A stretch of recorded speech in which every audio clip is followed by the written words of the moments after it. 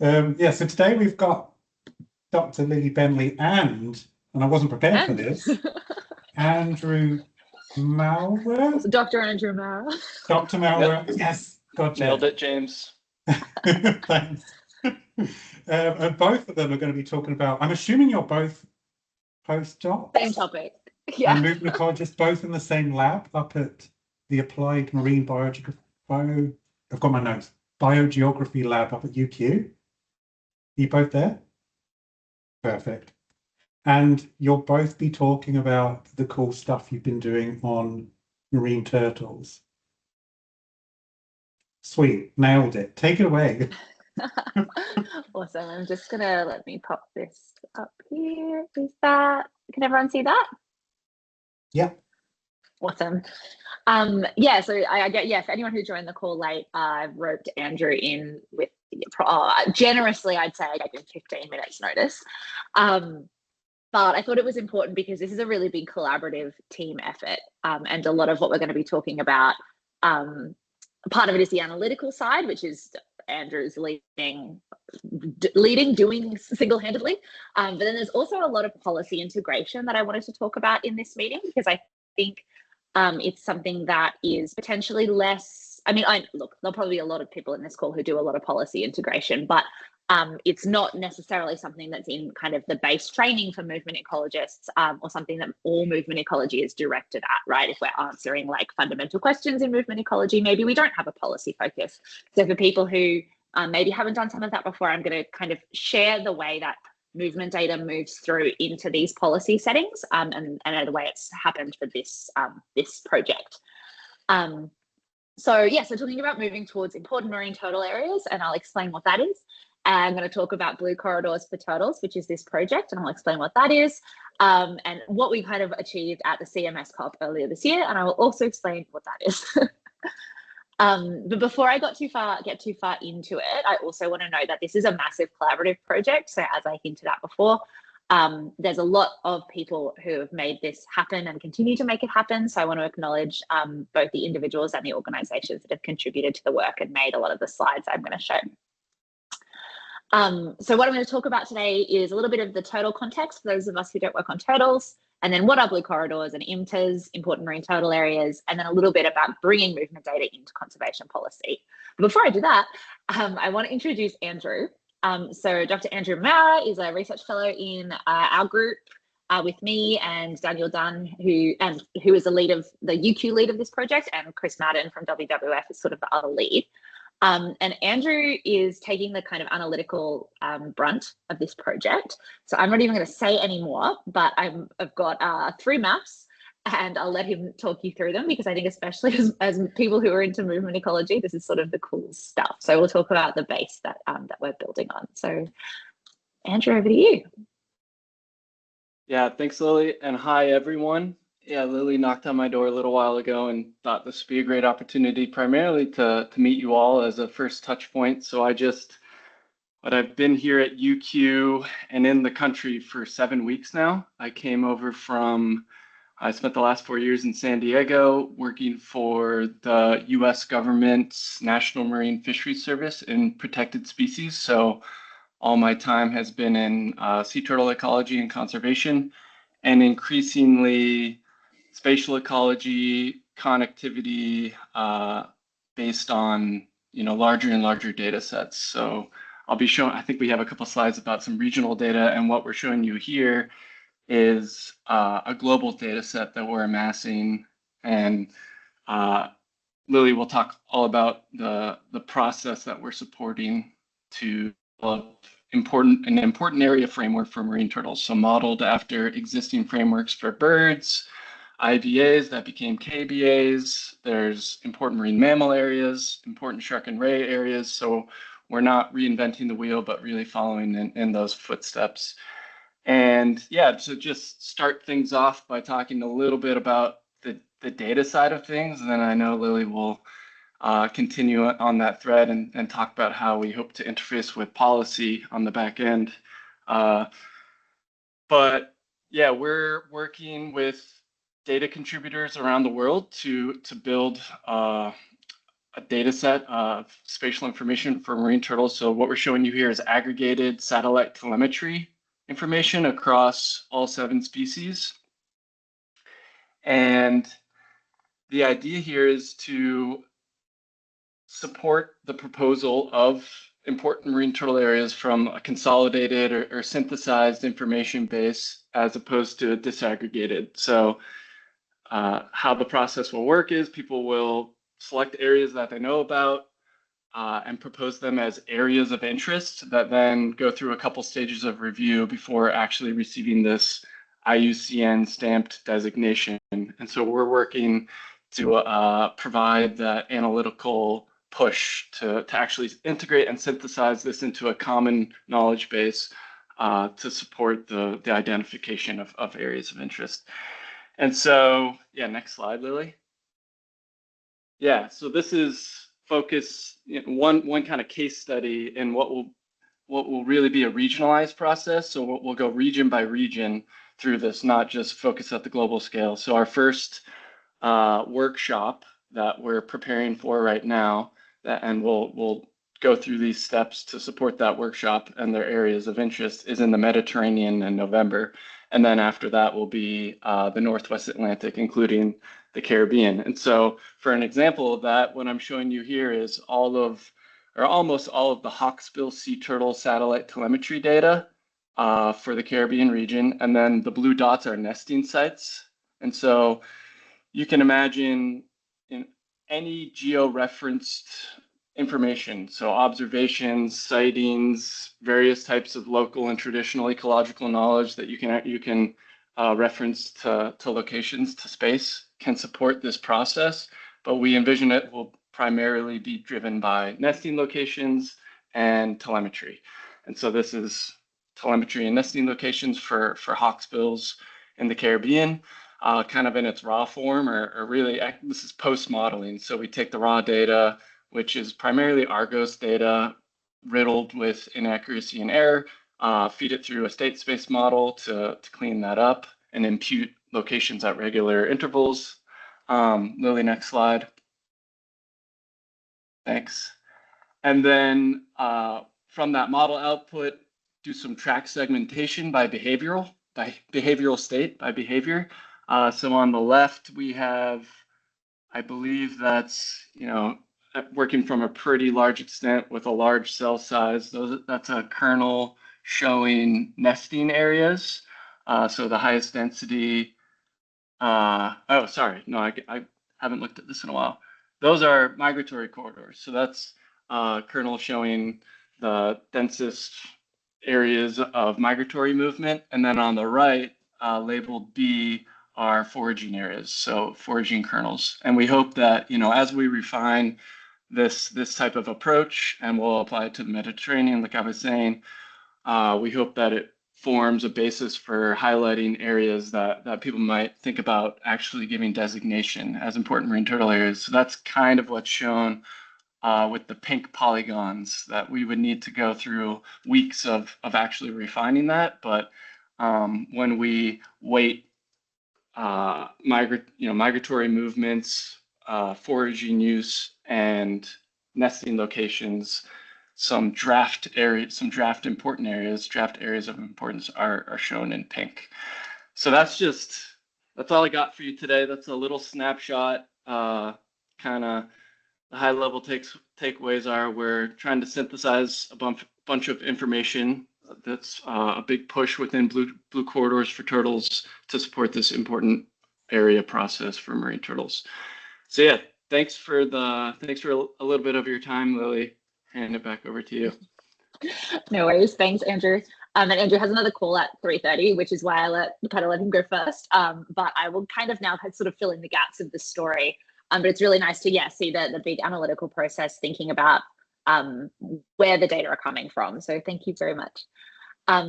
So yeah, I'm gonna just whip through the rest of these, and then hopefully we'll have time to chat at the end rather than taking up the next 45 minutes of your time talking.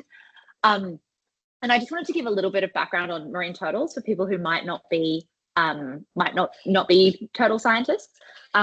We've recently seen the green turtle get downlisted, which is really nice. There's a lot of populations that have recovered, but by and large, most marine turtles are not doing super well.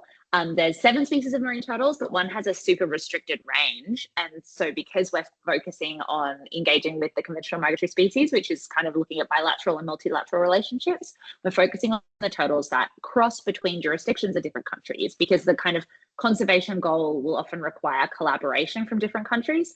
If they're, say, nesting in one nation and then foraging in the waters of another nation, they need to kind of know what's up so they can work together. And there's a lot of bad stuff happening for turtles. So there's a lot of turtles that are illegally taken. There's turtle shell industries, which again encourage harvest. There's a lot of incidental bycatch of turtles in fisheries. And I think the number is about 80,000 that are exploited worldwide every year. So there's a lot of threats to marine turtles. So having a coordinated management response is really important.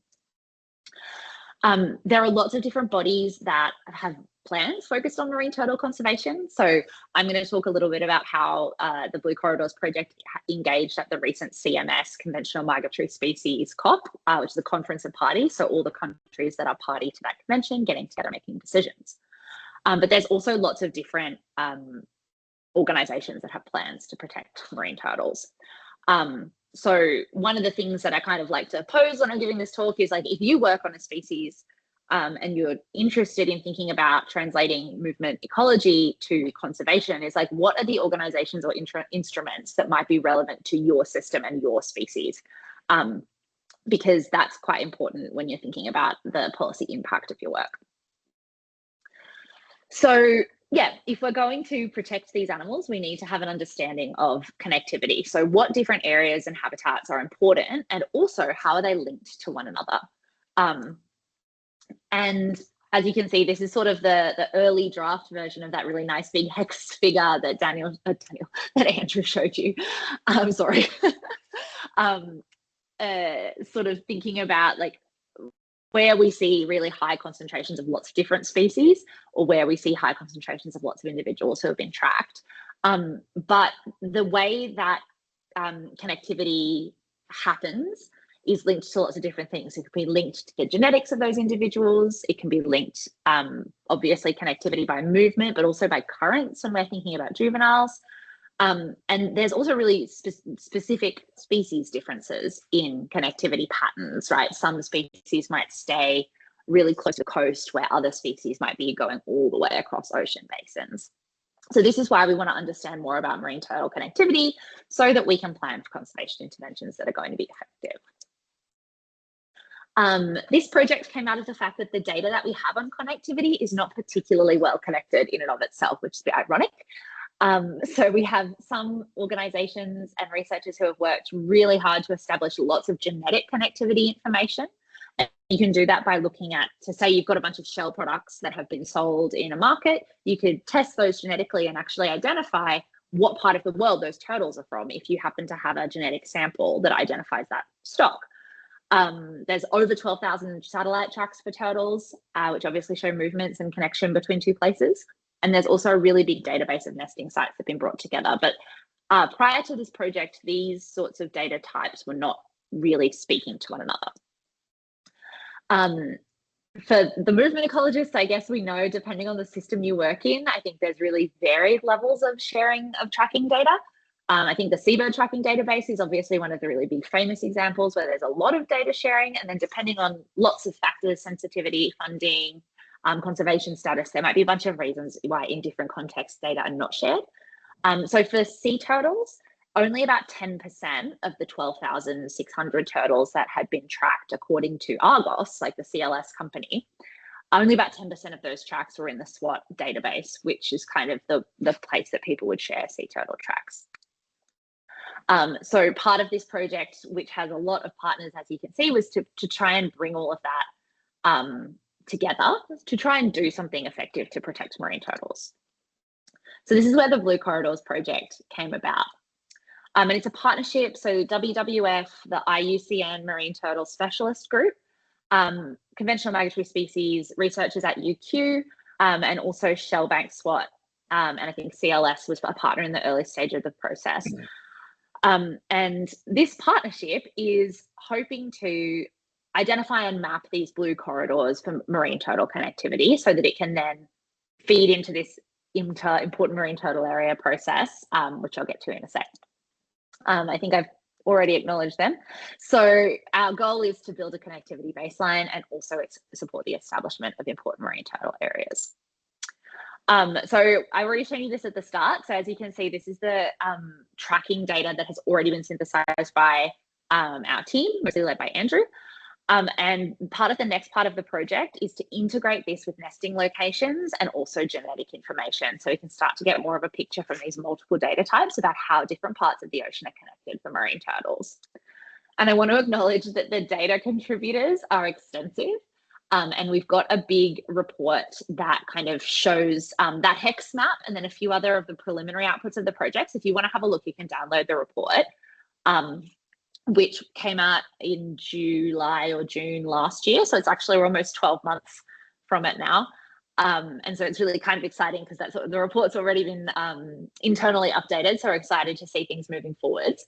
But yeah, I just wanted to acknowledge that there are so many people who have shared data with this project to try and get a more holistic picture of what we know about marine turtle movement. So the next thing I wanted to cover is sort of what important areas are. They might be a framework you're familiar with, or they might not be. Important areas in general are kind of a tool that shows up in a lot of different ways and places. The initial kind of kickoff was IBAs, so important bird areas, which was led by BirdLife International. And that kind of transitioned into KBAs, or key biodiversity areas, which can be for birds or not birds. But there's a whole bunch. So there's ecologically or biologically significant marine areas, which you can see on this map in blue. And these are designated under a process led by the Conventional Biological Diversity. So this is a CBD process to find parts of the ocean which are ecologically or biologically significant. KBAs I kind of just mentioned. Important marine mammal areas you can see here in yellow. So that, and then the IMAs and the ISRAs, the important shark and ray areas, these two are defined in more of a expert-led way because of not problems, but just like it's hard to get data. Whereas because birds are nesting on land and they're very observable, and we have really long bird record because people are weird about birds. I can say that because I'm a bird scientist. They are much more specific about having a data threshold to be designated a KBA. But the IMAs and the ISRAs are kind of built to fill that gap that often you don't meet the data threshold, but that's not actually because it's not an important area. That's just because the KBI criteria can be quite strict. And for data deficient species or species that there's not a lot of distribution information because they live in the ocean, you may still, it's an expert derived process that allows you to get some information. And marine turtles kind of sit somewhere in the middle of these two fields. So they come up to land, so there's a lot of turtle tracking similar to birds, but there's also a lot of opportunities to really benefit from expert knowledge in a way that's not simply applying the KBA criteria. So depending on what you want to do, the tool of the important area you select might be different. But what is useful about important areas is that there are a few frameworks that are quite clear and people know about them. And so it helps you to aggregate knowledge or data that are separate, that is kind of isolated from one another, into a framework that someone who might be doing policy or planning can go to and say, all right, where are the important areas for marine mammals, and get a data layer, rather than having to go to the literature and search like every species of whale and look for all of these potential areas in literature, which is not going to happen. I won't read you all of this. The whole point of having all of this on the slide is just to indicate that these tools are already being used for other species to get outcomes. So IBAs have, they inform the designation of special protected areas in the EU. So there's already like basically a legislative requirement for stuff to happen when something is declared, it's now KBA in the EU. And a lot of important marine mammal areas feed into planning processes. So Malaysia has used them for national policy on biological diversity. There's a lot of shipping companies that have used them to adjust shipping routes. And they've also been used to identify things like hotspots of vessel interaction. So it's kind of nice to see that the processes that have been going for a longer time are already quite well integrated with lots of different kind of actual outcomes. And sorry, I've kind of already riffed about this, but there are different criteria for different taxonomic groups. So you can say the KBAs are very quantitative, and often it's like relative to the global population size. IMAs have suggested quantitative thresholds, and ISRAs are much more qualitative, because those things like global population size for many of the shark and ray species, it's just very hard to come by that data. So for turtles, we'll kind of be going somewhere in the middle, but that's part of the collaboration with the Marine Turtle Specialist Group as those criteria are refined. The other thing is you can see that important areas vary in size and they vary in function. So some of these are really big and some of them really small. So the shark and ray areas you can see, and the important marine mammal areas. And this is important to think about, because sometimes you might want a management intervention for a particular area. And so the KBA criteria encourage the site to be of a manageable size, such that you could enact a policy within it.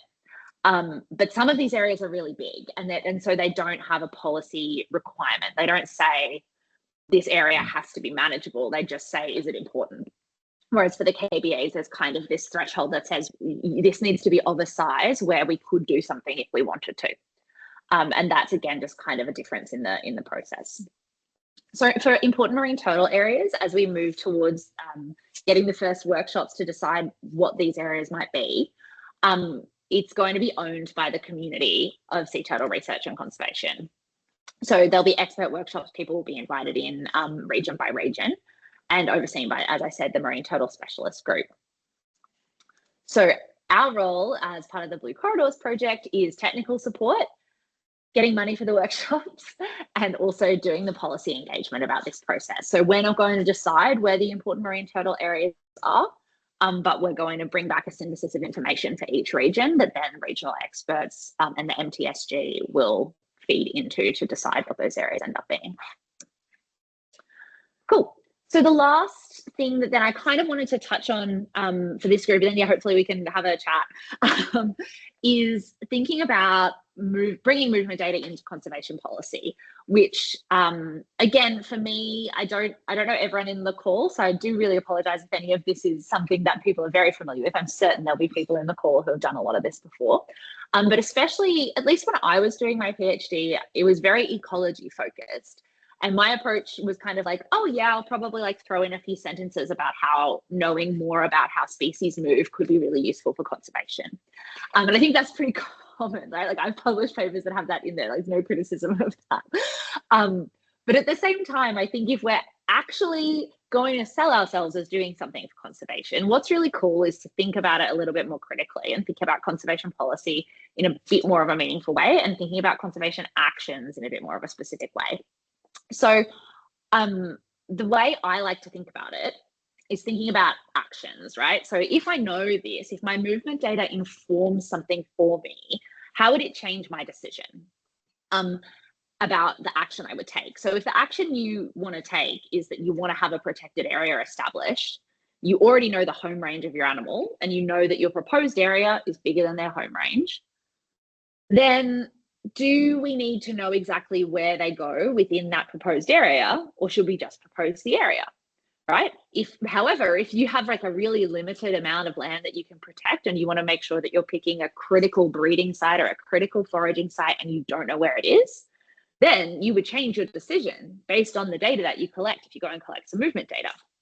So thinking about the conservation action that you think is appropriate for your system before you like collect the data, I think is a really useful way to think about how your research might feed into conservation policy and management, which kind of sounds sort of obvious, but no one explained that to me when I was doing my PhD.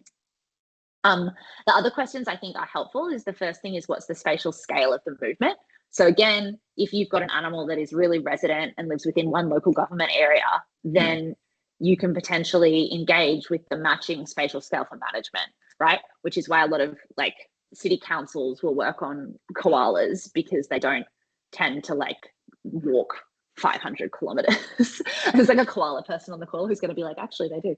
And so this is for marine turtles, they can cross ocean basins, right? So the spatial scale of management that we're interested in engaging with for this project, because it's about connectivity, is the international policy level.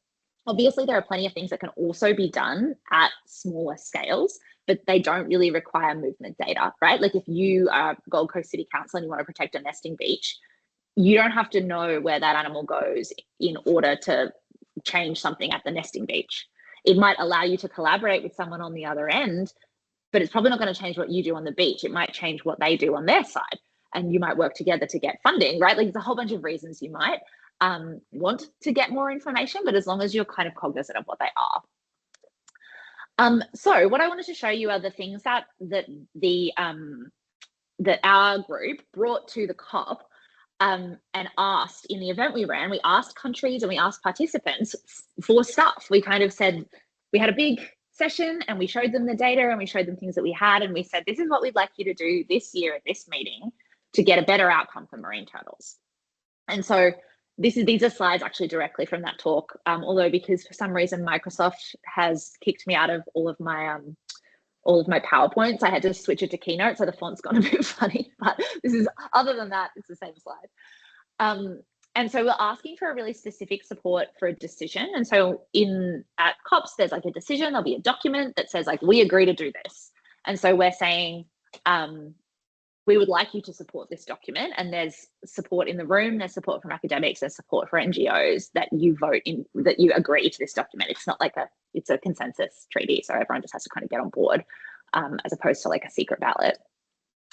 We're also speaking to governments and funders in those situations. So we're also saying we'd like you to share your data, and we'd also like you to give us your money. So bringing people together from different regions is expensive, but to do this process properly, we need to have local expertise. And so we're speaking to, there's often funders, there's foundations at these international meetings. And so what we're speaking to is them in the room. And there's also governments who might decide that they would like to be a leader in the space. So part of what we're engaging with there as well is trying to get them on board to fund the project in a way that delivers outcomes for marine turtles. And if that's something that they care about, then hopefully they then see an opportunity to support. So what we came away with then, it seemed pretty successful. So the decision was passed, which is great. So we like got what we wanted at the COP. And it's like, it's a bit, it kind of looks like a bit of a letdown. It's just like, we got some paragraphs of text. But what this allows us to do is this is something that countries have agreed to. So Australia has agreed to this. So now if you were a researcher in Australia, you can speak to these responsibilities in your applications for grants, in your proposals, right? And they'll always have that section that's like, how does this align with Australia's priorities, or how does this, do that? So now Australia has said it agrees. So parties, so including Australia, are going to make use of all of these important areas. So when they, for example, are going to rezone a marine park, they should be looking up this information, which is really cool, because then we know that it's getting up to those levels of government. So similarly, members of regional fisheries bodies are also required to make data available to increase efforts for future research. So again, approaching those groups and saying, actually, the government of your country says that you have been asked to do this, so could you please do it? So it just gives some weight, and it also gives some weight to engage, so encouraging parties to actively engage with and provide financial and technical support for all of these partnerships. So again, there's an international agreement where countries have said we should all probably get together to support this, and that kind of allows us to make the case in different circumstances that these processes are going to be important, and we want to find out this information. So the next steps are to actually deliver these participatory processes to do the designations, and that will be done in a series of regional workshops all around the world.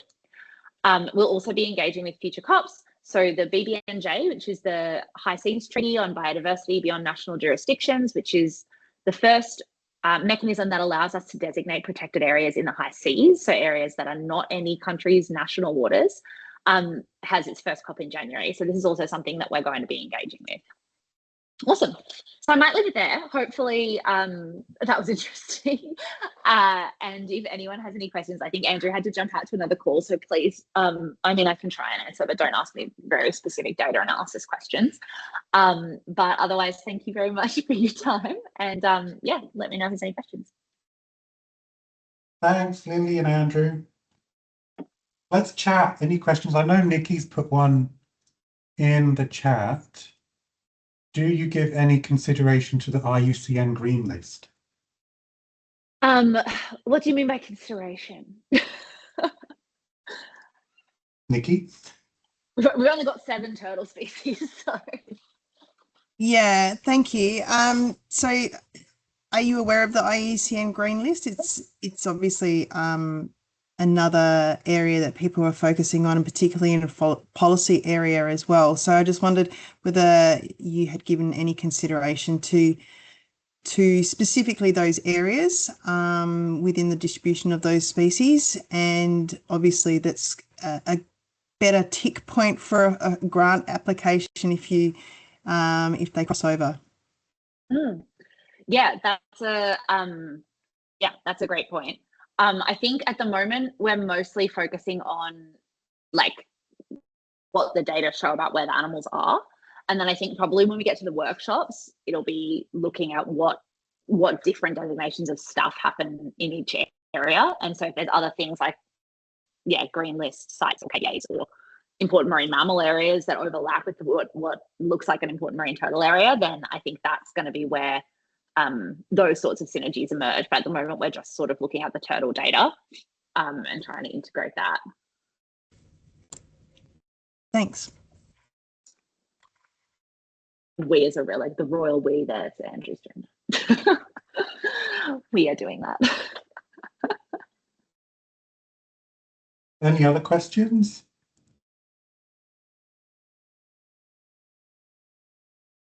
I've got one that I'm super. Oh, Inka, go ahead. You can go first, James, if you want. I can Well, wait. I'm just so curious about one thing. How big of a job and how much work was it to get all those people to share their data? Yeah, it was a big job. It was a big job that I think, and there was a lot of discussion about data sharing agreements. So one of the agreements, so I think that slide with the raw tracks is actually Andrew's data, which is why he showed you the raw tracks. But actually there's an agreement that people's raw data is not going to be shown.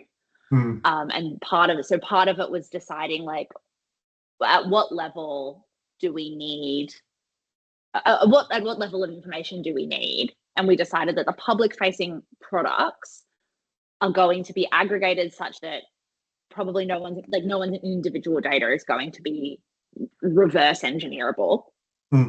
So we kind of intentionally made the data sharing agreement such that like people could feel confident that they weren't just giving their data away for any purpose. It's like quite specifically set out why and what they're sharing it for. And I think that encouraged a lot more people. And yeah, I'm a bird researcher, so I don't work on marine turtles.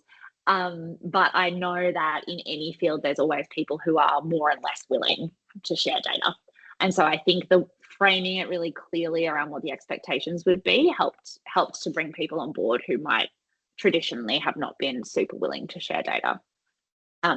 The other thing that helped with the data sharing was early in the partnership, CLS, which is like the Argos company, was involved. So they were able to help us identify, like they couldn't give us any data, obviously, but they were able to connect with, like we could show them what we had and they were like, oh yeah, we know, we can see that there's turtles in this place and you don't have it. And so they were able to reach out to the people who had that data and say, would you like to share your data with this project? So that at least helped us fill, like those unknown unknowns were a little bit easier to fill, because actually like every satellite tag that's ever been put out, CLS Argos feed data. And you usually like tick a box as to what it's on. Yeah. To have that one center point for all those data. Yeah, so they were helpful at the start of the project. to try and send some of those requests out, and then it was obviously up to people if they wanted to be involved. Yeah, Yeah. no, cool. Inka? Hi, thanks for an awesome presentation. I think it's really neat to kind of see that connection between, you know, the collection of data and then the movement data analysis and the questions from, you know, lots of different studies for movement ecology, then feeding into like a global decision-making framework and policy. So that's really awesome.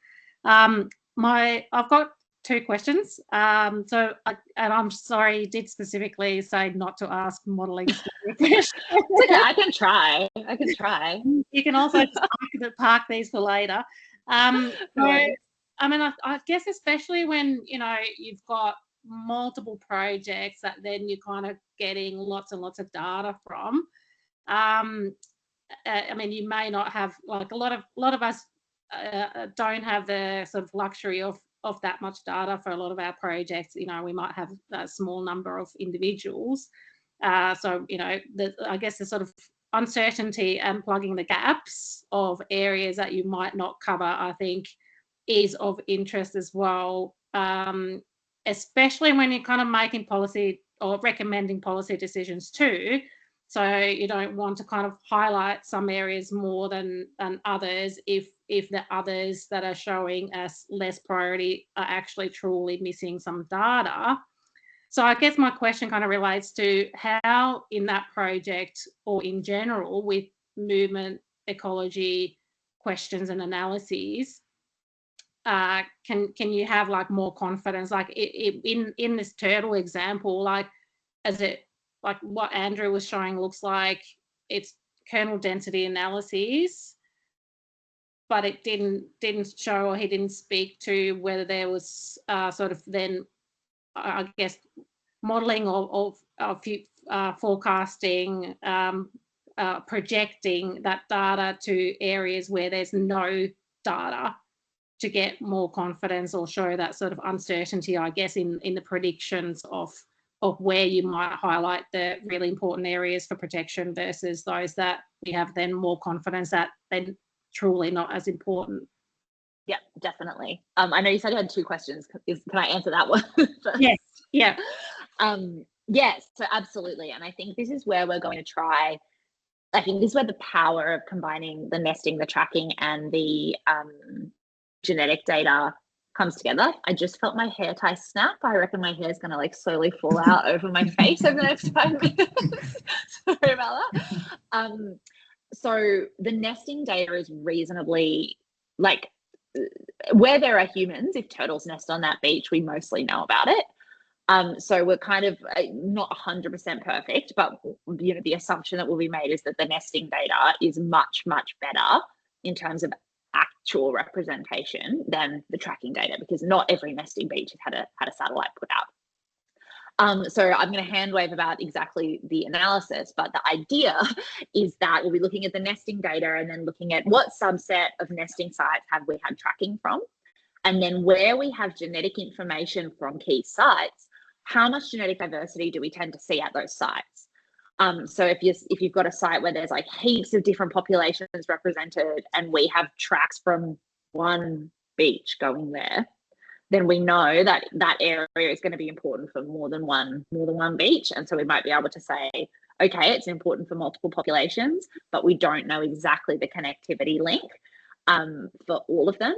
But if we know there's heaps of genetic differentiation here, and then we actually do have genetic samples from the nesting beaches, we might be able to then say, even though we don't have tracking, we know that these 4 different nesting beaches all go to this foraging area. But I think that's like absolutely a critical point, and is one of the problems, I think, whenever you're doing synthesis work, is like, is the absence of data a true absence or just an absence of information? I don't think it's something we're super aware of, but I think it's a great question. Yeah, thanks Lily. The other question I had was like in that sort of synthesizing data, and I'm also asking because I'm kind of involved in something at the moment where, you know, like we're trying to kind of harness a whole bunch of tracking data to address a question that the studies were not initially designed for. But it, you know, there's a real power in trying to kind of bring that all that data together to try and kind of address something that is fairly urgent for management and policy. You working on bird flu? No. Birds and wind farms mainly. Yep. Yeah, kind of looking at potential collision risk stuff. Yeah, definitely. Yeah.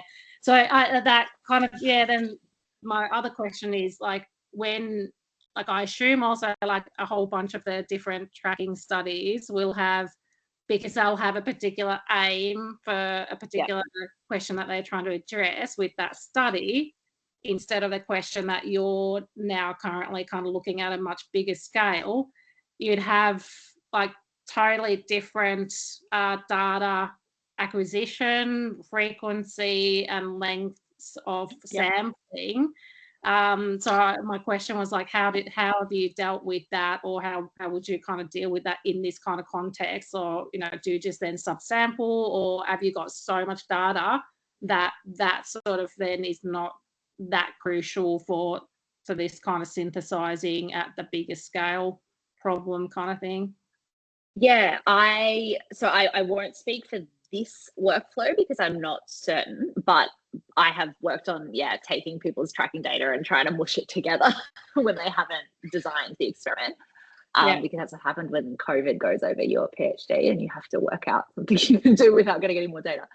And I think, you're completely right. Like sometimes you can just subsample to a scale that is appropriate and you feel comfortable with. So, you know, you've got 10-minute GPS and you've got 2-hour satellite, and you can just subsample your GPS and say we're working at this coarser scale. The other thing is as well, because these areas are like the nesting beaches might be quite fine scale because it's nesting data, but especially when I'm thinking about pelagic foraging areas, they are kind of by nature big and dynamic. So they'll often either end up linked to like seagrass beds, which, I mean, they are also, seagrass beds are also dynamic, but they often, like, they don't happen beyond a certain depth, for example. So there might be like, look, the tracking, like we can't make the tracking data perfectly aligned, but the vibe from all of it is that they're here. And then in the regional workshop, the people who are experts in that region will be able to say, yes, definitely this is important for this region. Or there might be someone there who's like, actually, I've been going to that place for 20 years and there's only ever like 10 turtles there. We just happened to whack a tag on one of them. So that's kind of where for the marine turtle process, it is not as prescriptive. Whereas, for a KBA, you have to say, yes, I am certain that I've got more than 1% of the population foraging in this area. And I'm really confident of that. So I'm going to kind of try and delineate a KBA. So it's a little bit of like, how much certainty do you need, and are you comfortable enough with the uncertainty to make policy recommendation? And the thing that I know Laura's got a hand up, but the thing that I found kind of challenging but then liberating is like the strictness that you need to use to make an ecological conclusion is often not as strong to make as required to make a policy conclusion, right?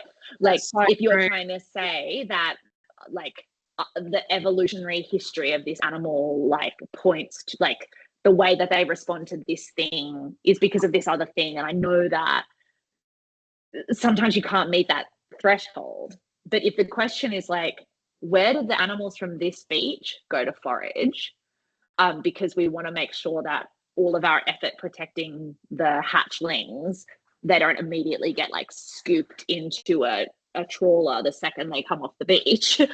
The level of like I guess resolution of information you need is often not as fine, because you're not like arguing a point about what's driven the ecological adaptation in the system. You're saying like, these turtles go here and you're going to fish them.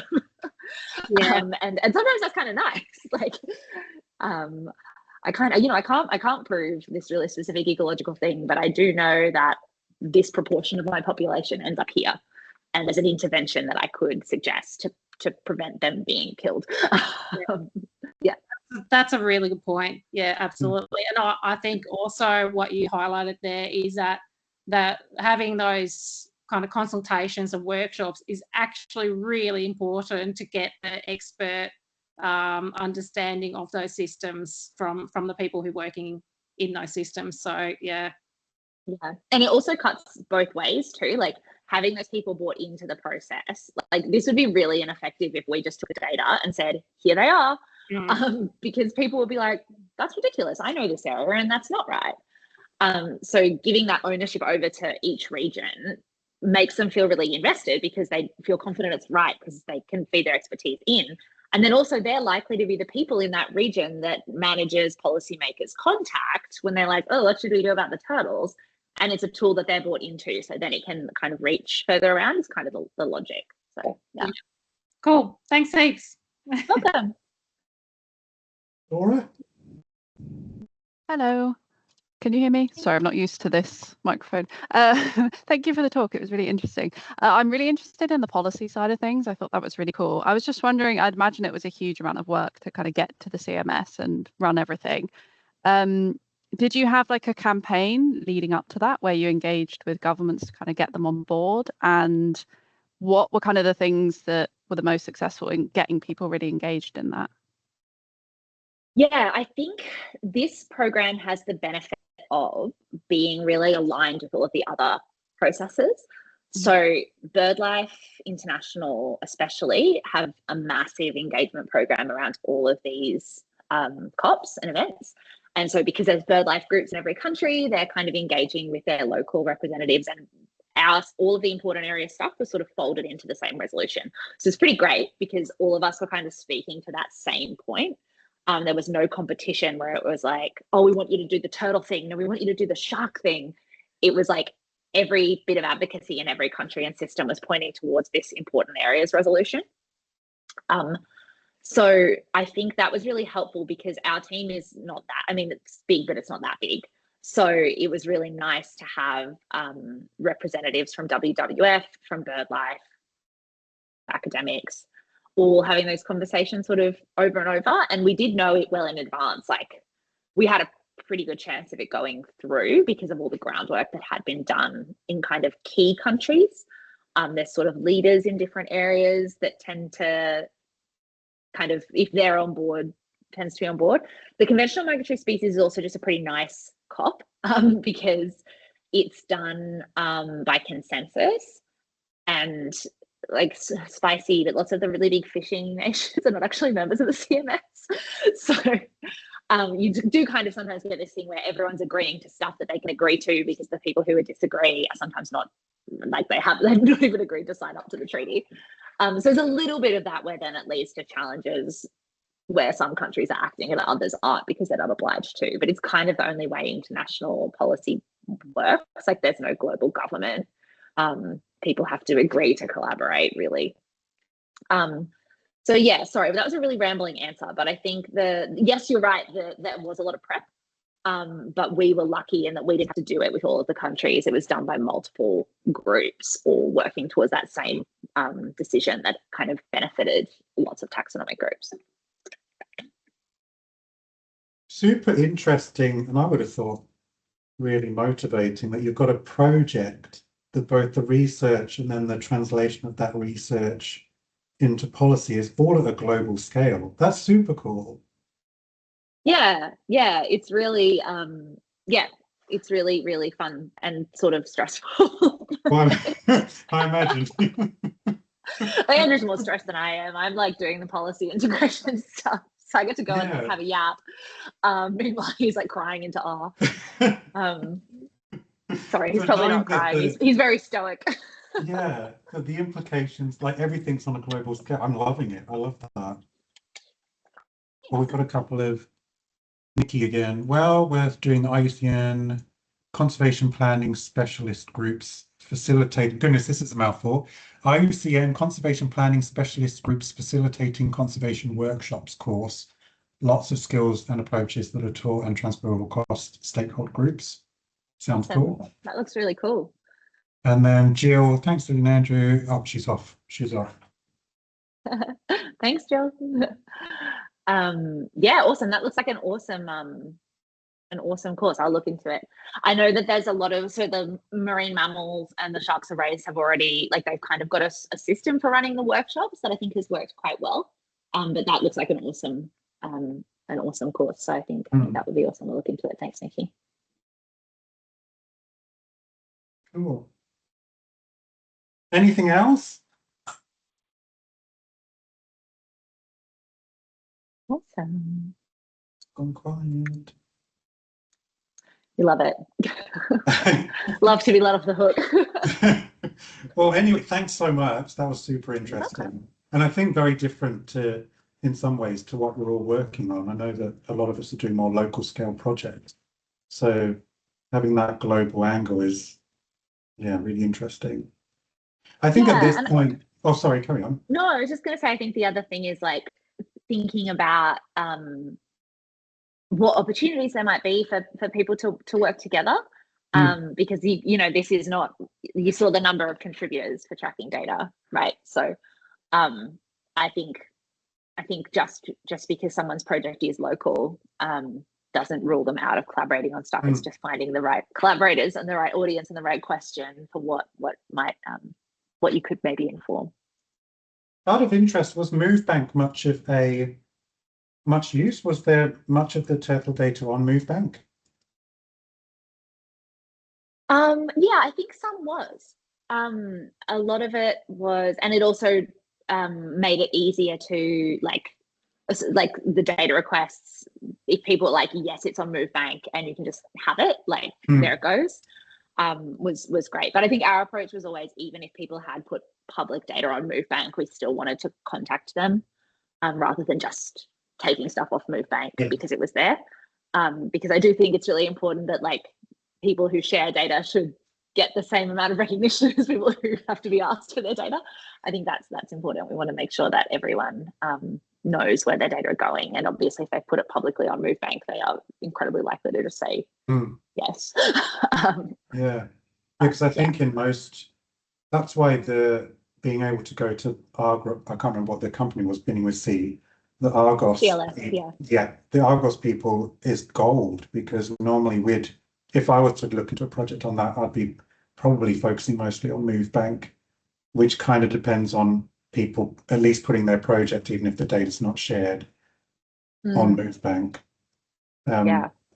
So you can be pretty confident that you've got most of the turtle data in your study, which is pretty epic. Yeah, from satellite, which is like most of it. If they haven't had, like, if they might have had an extra GPS fast lock, if that like didn't do a full upload to the satellite, they don't have that. But so I think that was very helpful. I think potentially I think maybe the CLS people didn't understand the scale. They were very helpful at the start, and they have said like, thank you, we've started you off and now we're done. So it was very helpful, but I'm not sure if they'd do it again. But that's a personal insight off the record. But no, they were great. Sweet. Well, I'll let you off the hook. At this point, I meant to say something about the next meeting, and I'm sure Scott told me about it, but I've forgotten about it. But there will be somebody talking next month about something. I love it. And that's that. Thanks, everybody. Thank you. Thanks, James. All right. Thank you. Yeah. Thank you, Lily. Thanks. Bye-bye. Bye.